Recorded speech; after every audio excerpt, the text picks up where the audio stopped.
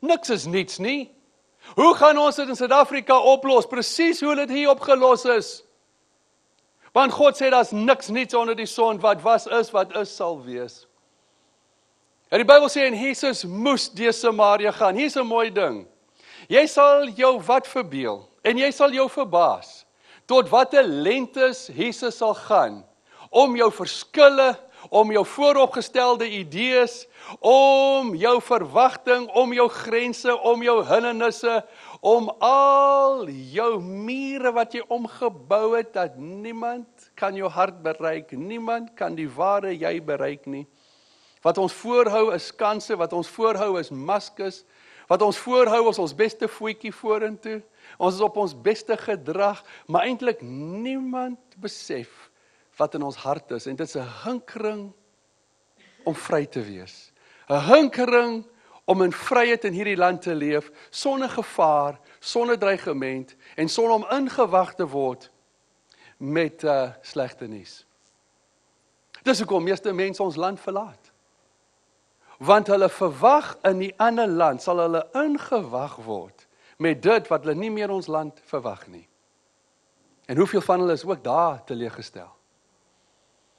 So Jesus moes deur Samaria gaan. Jy sal jou verstom wat 'n grense hy sal oorbrug.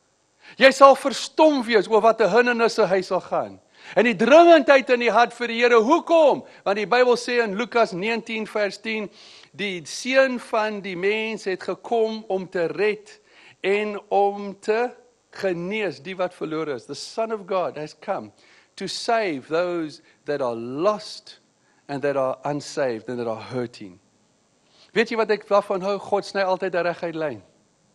God kies altyd die kortste pad om by jou uit te kom. Al moet hy nou deur al jou skanse en al jou nonsens en al jou mure wat jy opgebou het, sal hy dwars deur kom. En wat ek van hier hou, is dat Jesus weet daar's 'n reputasie van jare. This is a no man's land. Dit is geen deurgaan. Niemand sal hier deurgaan. As jy enige waarde aan jou Joodse kultuur en jou opvoeding heg, sal jy nie deur dit gaan nie, want daardeur verlaag jy wat ons almal pryshou.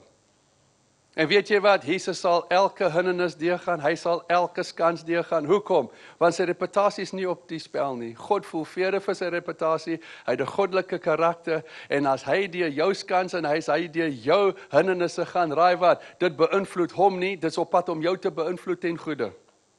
Dit gaan nie van hom enigiets wegvat nie, maar dit gaan by jou iets byvoeg, wat reeds van jou weggevat is. En wat ek baie hiervan hou, is dat God weet presies waar jy is. Hy weet presies waar op pad na toe jy is. En ek wil vir jou sê vanoggend dat die Bybel sê dat hy daar gaan sit het en hoor my. Hy het nie onder enige palmboom, hy het nie in enige grot, hy het nie by enige rots, hy het 'n spesifieke plek uitgesoek. En hy gaan sit by die bron van die water, wat in Genesis 28 al gegrou is, waar Jakob van gedrink het, sy kinders se kuddes en al sy vee. En dit was Samaria se hoop, om hulle dors te les en om die lewe aan die gang te hou. Om 'n bietjie moed te skep in hierdie woestyn. En die Bybel sê, en hy gaan sit daar. Ek hou daarvan. Hy trippel nie daar rond nie. Hy's nie hastig nie, hy sê, ops, ja, laaste 5 sekondes, niemand is hier nie. Hy gaan sit. In plain Afrikaans, hy het gaan sit met die doel om die vrou in te wag.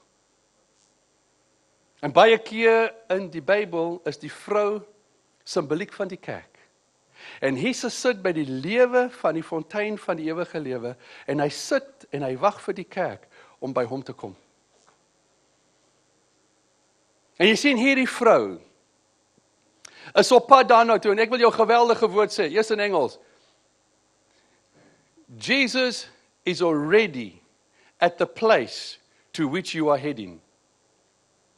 Kom ek sê dit gou in Afrikaans. Jesus is reeds op die plek waarna toe jy gaan.